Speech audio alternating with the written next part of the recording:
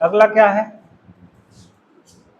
मेवाड़ मुकुट खंड काव्य के आधार पर दौलत का क्या चरित्र चित्रण। इस दौलत के बारे में हमने पहले बात कर लिया कि दौलत कौन है, ठीक है। फिर भी सुन लीजिए, दौलत शत्रु पक्ष की कन्या है, ठीक है। कई तर्क हैं, पालित पुत्री है, मानस पुत्री है, मामा की बेटी है, अकबर की बेटी है, कई तर्क हैं, तर्कों को नहीं जाएंगे, बस हमको पढ़ना है, ठीक है। शत्रु पक्ष की लड़की है। दौलत अकबर के मामा की क्या है, लड़की है। दौलत जो है, यहाँ दौलत धन संपदा की बात नहीं हो रहा है, ठीक है। यहाँ दौलत क्या है, संज्ञा है, और संज्ञा में कौन संज्ञा है, तो व्यक्तिवाचक संज्ञा है, ठीक है। तो दौलत जो है वो अकबर के क्या है, मामा की लड़की है, जो राज प्रसादों यानी राजवंश राज्य कहिए कि राज के प्रसादों के वैभव को त्याग कर, यानी राजमहलों के सुख को त्याग कर वन में, वन मतलब जंगल में महाराणा प्रताप के साथ रहने लगती है। महाराणा प्रताप भी उसे अपनी पुत्री की तरह स्नेह करते हैं।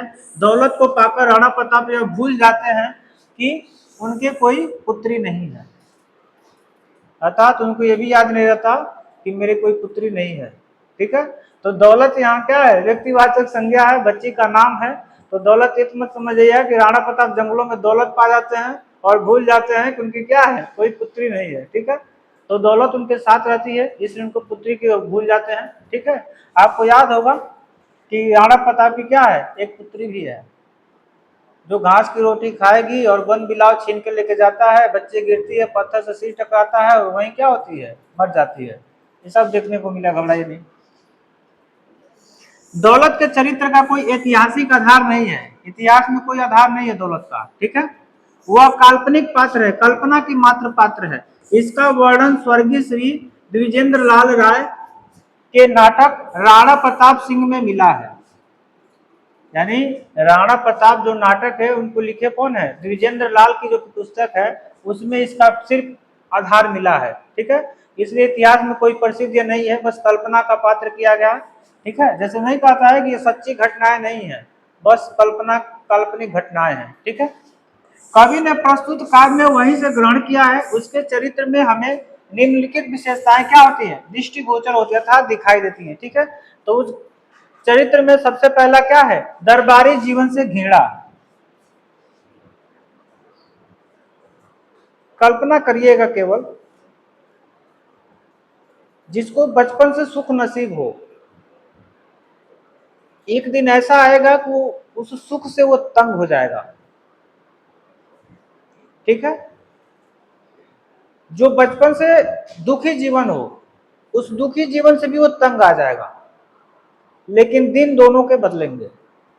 जैसे कहा जाता है कि सुख और दुख एक पहिया के धुरी हैं। जब सुख रहता है तो हम दुख भूल जाते हैं, जब दुख रहता है तो हम सुख दिनों को याद करते हैं, अर्थात कभी दुख कभी सुख, कभी दुख कभी सुख। जीवन के क्या है, चक्र हैं, चलते ही रहेंगे। तो जब सुख जीवन से तंगी आ जाती है ना, तो फिर आप सात्विक जीवन में जाते हैं, साधारण जीवन में जाते हैं। जैसे सिद्धार्थ के पिता जो थे, गौतम बुद्ध के पिता नहीं, सिद्धार्थ के पिता, ठीक है, कभी महल से उनको बाहर निकलने नहीं दिया, सारे सुख सुविधाओं को उस महल में व्यवस्था किया, यानी छोटी से लेकर बड़ी सुख सुविधाओं को, यानी उंगली दिखाई वो चीज आपके सामने हाजिर है, सारी सुख सुविधाओं को उस महल के कैद में किया। लेकिन उनको एक दिन मात्र मौका मिला और उनके जीवन में 3 घटनाओं ने उनके जीवन को पूरा बदल कर रख दिया। यानी राजा के जीवन से, सिद्धार्थ से उनको गौतम बुद्ध बना दिया, केवल 3 घटनाओं ने। सुख हमेशा देखे थे, वो सुख हमेशा वो देखे थे, कभी दुख नहीं देखे थे।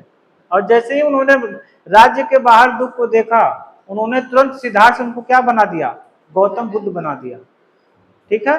तो जीवन का एक तर्क है कि जिसका जीवन दुख में व्यतीत हुआ हो, उसका कभी ना कभी सुख आएगा, वो जब भी आए, लेकिन निश्चित है आएगा। लेकिन जिसका जीवन बचपन में सुखी बीता हो, उसका जीवन दुख कहीं ना कहीं रखा हुआ है। तो चाहे धन दौलत का दुख हो जाए, चाहे शारीरिक दुख हो जाए, चाहे मानसिक दुख हो जाए, लेकिन दुख उसको जीवन में कहीं ना कहीं मिलेगा, ये फिक्स है, ये प्रकृति का नियम है, ठीक है। आप देखे होंगे कितना कोई पैसे वाला होगा, पैसा तो उसके यहाँ कदम कदम पे रखा होगा, लेकिन प्रेम उसके यहाँ नहीं होगा। फुर्सत नहीं है उसको 2 पल से हम अच्छे से भोजन कर पाए। पैसे दिमाग में मानसिक टेंशन, दुखी है। पैसा तो है लेकिन हैजा से क्या है, वो दुखी है। ठीक है, तो शरीर का दुख होना ठीक है, लेकिन हेकर दुख होना ठीक नहीं है। ठीक है, ये वो बीमारी है जो फिक्स कर देती है कि तुम जाना तय है। ठीक है, तो दरबारी जीवन से घृणा, यानी दरबार के जीवन से क्या है, घृणा। घृणा मतलब नफरत। ठीक है, अब बताओ पैसा रुपया क्या करेगा जहां प्रेम ही ना हो, इसलिए महल से क्या कर रही है, नफरत कर रही है। ठीक है, तो देखिए कुशवाहा जी सो रही हैं क्या, जाग जाइए। दौलत अकबर के दरबारी जीवन से घृणा करती है। उसका कहना है कि आगरा में वैभव है, वैभव, सुख संपदा, ऐश्वर्य है। ठीक है, रंगरेलियां हैं। ठीक है, किंतु वहां छल कपट है। छल कपट मतलब झूठ मिठाई, कपट, छल, कुछ भी, किसी के साथ कुछ भी हो सकता है, वहां भर भर के रखा हुआ है। ठीक है, जैसे प्राचीन समय में जो राजा थे, खैर तो वो राजा थे, लेकिन उनको हमेशा एक डर बनाए रहती थी कि कब हमको कौन मार देगा। हमारे इतिहास में ऐसे भी राजा हुए हैं कि भोजन बनने पे, ठीक है, एक सेवक चेक करता था, भोजन को चखता था, कहीं भोजन में जहर तो नहीं मिला दिया गया है।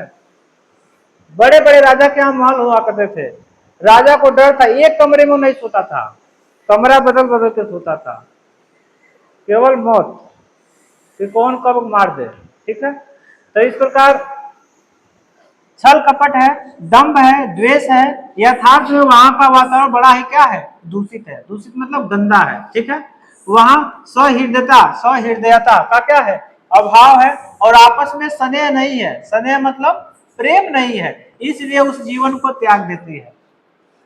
सिद्धार्थ भी वही कमवाकी है, खाली जीवन में सुखे सुख देखे थे, दुख कभी देखे नहीं थे, और दुख जब देख लिए तो फिर सुख को क्या किए, त्याग दिए। और सब सुख का कर्ज उतारने के लिए, लोगों के कल्याण के लिए, कल्याण भावना से अपने जीवन को क्या किए, समर्पित कर दिए। इस प्रकार हमारे गौतम बुद्ध जी हैं। ठीक है, राणा की कुटिया में आकर शांति प्राप्त करते हैं। तो पैसा है तो मानसिक टेंशन है। देखिए, जो जितना पैसे वाला है उसको उतना ही खतरा है कि कहीं पैसे को कोई चोरी न कर ले जाए, कहाँ पैसे को सेव करके कहीं इनकम टैक्स वाला छापा न मार दे, इस बेस में वो चिंतित है। लेकिन एक गरीब मजदूर को ही देख लीजिए, नमक रोटी चटनी से खाएगा, आराम से खराटा मारते हुए जीवन बिताएगा, लेकिन कोई पैसे वाला ये जीवन नहीं बिता पाएगा, उसको शांति नहीं मिल पाएगी। ठीक है, अब वन्य जीवन के प्रति अनुराग, अर्थात वन में रह रही थी, उसी जीवन से क्या है, अनुराग अर्थात प्रेम।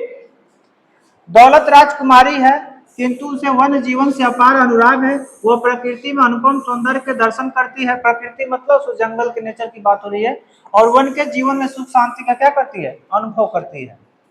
तो सुख शांति तभी नसीब होगा जब दुख आपके कभी देखे नहीं है। जब दुख देखेंगे तो सुख शांति कभी नसीब नहीं होगा। ठीक है, तो सुख है कहाँ, महलों में। महलों में क्या है, सुख है, लेकिन महलों में शांति नहीं है। तो जहां सुख है वहां शांति नहीं है, जहां शांति है वहां सुख नहीं है। ठीक है, दोनों एक दूसरे के क्या है, विरोधी हैं। तो जंगल में क्या करती है, सुख शांति का अनुभव करती है। अब देखिए, महाराणा के प्रति श्रद्धा। ठीक है, दौलत के हृदय में महाराणा के प्रति असीम, जिसकी सीमा न श्रद्धा है, आदर भाव है। वह देखती है कि उसके पिता महाराणा प्रताप से शत्रुता रखते हैं, फिर भी महाराणा प्रताप के हृदय में उनकी प्रति महान स्नेह भाव है। वह पहले से ही खिलाते हैं, फिर स्वयं भोजन करते हैं। तो प्रत्येक माँ बाप का यही कर्तव्य होता है, पहले आपका पेट भरेगा तो माँ बाप का पेट भरेगा। तो जो बच्चे बच्चे होते हैं तो अपने समय पे आने पे पहले माँ बाप का पेट भरते हैं, उसके बाद अपना पेट भरते हैं। लेकिन जब गंदे बच्चे होते हैं तो पहले अपन पेट भरते हैं और माँ बाप का पेट छोड़ देते हैं। तो इस चीज को आपको सीखना चाहिए। ठीक है, कि बचपन में मिले कर्ज को, ठीक है, ब्याज सहित उतारना चाहिए, कि हमें खिलाने से पहले वो नहीं खाएं तो हमारा कर्तव्य बनता है कि उनके खाने से पहले हम न खाएं, ठीक है। लेकिन भविष्य में वो आती है, पता नहीं कौन सा मंत्र मारती है, माई बाप को उठा के अनाथ लाया ना डब्बा में ले जाके क्या करता है, लड़का फेंक देता है, ठीक है। तो ये भी समाज की विडंबना है कि अपने कहां से खाए, उनको उठा के सीधे क्या करेगा, फेंक देगा, ठीक है। तो महारा प्रताप की बातें हो रही हैं कि पहले उसे खिलाते हैं, फिर भोजन करते हैं, उनमें अमर में कोई भेद नहीं है, अमर नहीं हो गया, ठीक है, अमर, उसमें अमर में कोई भेद नहीं करते, तथा इस बात को कभी मन में नहीं आने देते कि वो यवन शत्रु सुता है, सुता मतलब होता है कन्या, जो अमर उनका पुत्र है, और दौलत में कभी क्या करते हैं, अंतर नहीं करते हैं। ये ना है कि दुश्मन को भेटी है तो इसको आधे रोटी खिलाओ और अपने लड़का को क्या करो 10 रोटी खिलाओ, इस प्रकार उससे कोई भेदभाव नहीं करते हैं। एक यवन शासक, ठीक है, शत्रु की क्या है, सुता है, सुता मतलब होता है कन्या, ठीक है। अब देखिए अकबर से घृणा,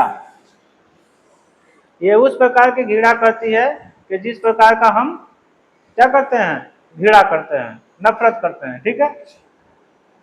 अच्छा, घृणा क्या है, एक सामान्य भाषा में घृणा क्या हो सकता है?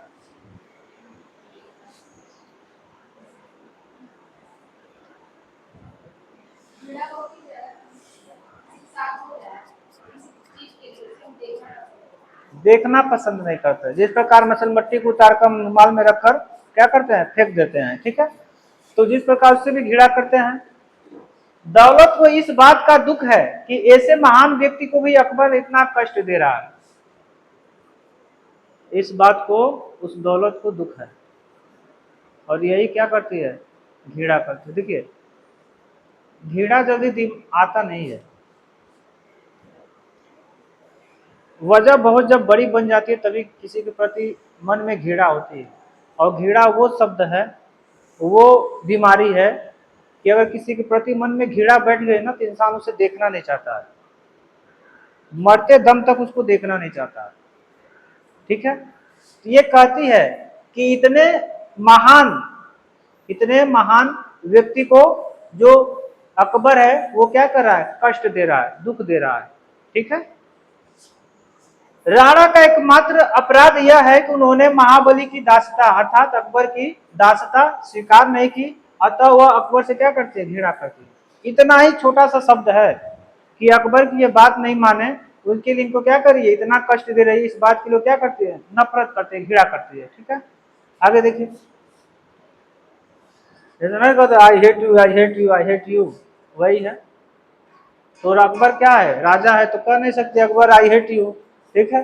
लेकिन सिंपल शब्दों में देखिए, अकबर से घृणा हो गया। अब रानी लक्ष्मी के प्रति श्रद्धा, ठीक है, जैसे हम लोग ईश्वर के प्रति श्रद्धा रहती है, दौलत को रानी लक्ष्मी के लिए उतनी ही श्रद्धा है जितनी महाराणा प्रताप के लिए, अर्थात दोनों के लिए जो प्रेम है वो क्या है, समान है। वह उनकी प्रकृति से भली भांति परिचित है, प्रकृति नहीं, उनकी रानी लक्ष्मी के जो है ना प्रकृति, उससे क्या है, परिचित हैं, और मुक्त कंठ से उनकी प्रशंसा करती है, खुले खुले कंठ से, इनाय के मुंह पे तारीफ, और क्या बोलते हैं उसको, पीठ पीछे छुरा, ठीक है। ऐसा नहीं है, खुले स्वर में क्या करती है, प्रशंसा करती है। अब त्याग और सेवा भावना देख लीजिए,